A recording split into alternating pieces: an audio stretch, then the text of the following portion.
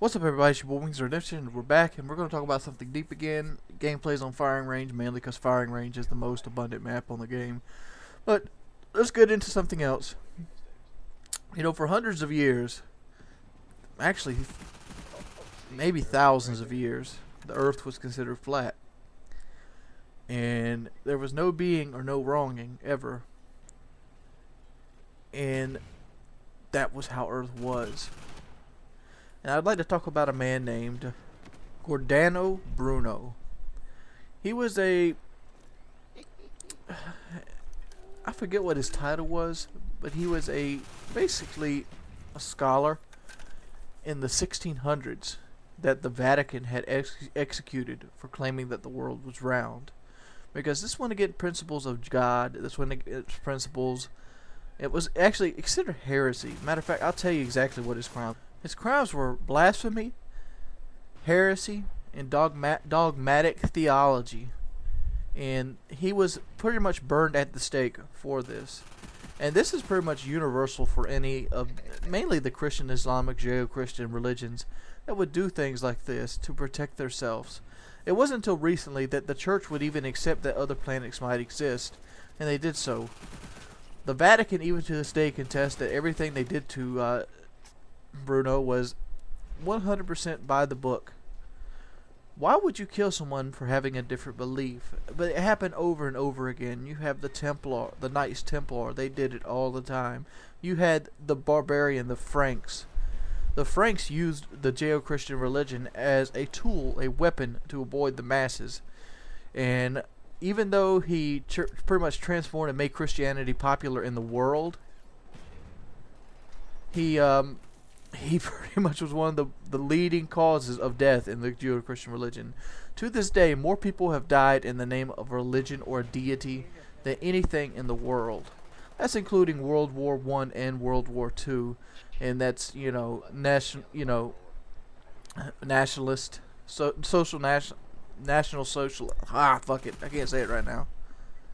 The Nazi Party. And a lot of people don't believe that. But it's 100% true. You think about the Romans, the barbarian wars, everything was built upon these beliefs.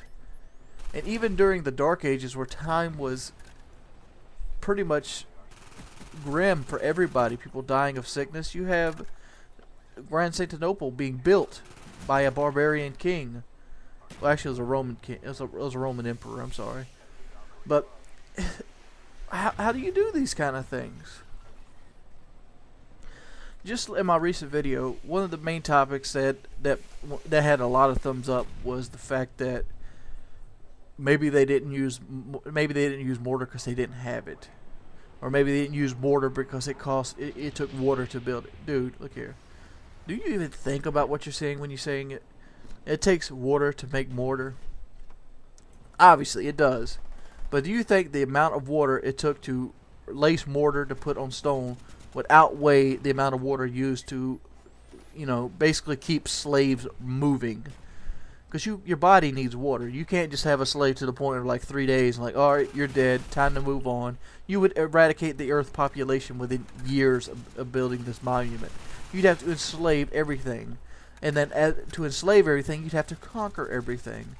No matter how strong the Romans were, no matter how strong the Mongols were, none of them realistically conquered the world. They conquered modern day in their time, like Alexander the Great, but none of them conquered the world.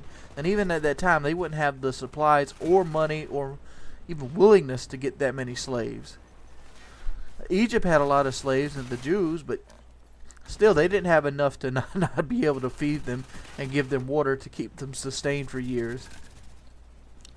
And there's even things that, the Jews weren't slaves or actually paid. I don't know none of that. I've never researched that. But the fact is, if the top of the pyramid of Giza would take 21 of the best cranes today to pick up, am I expected to believe that it was put there by man with just slaves and hard work?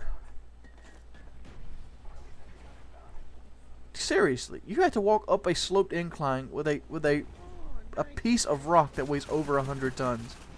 Yes, it's not going to happen. going to happen at all.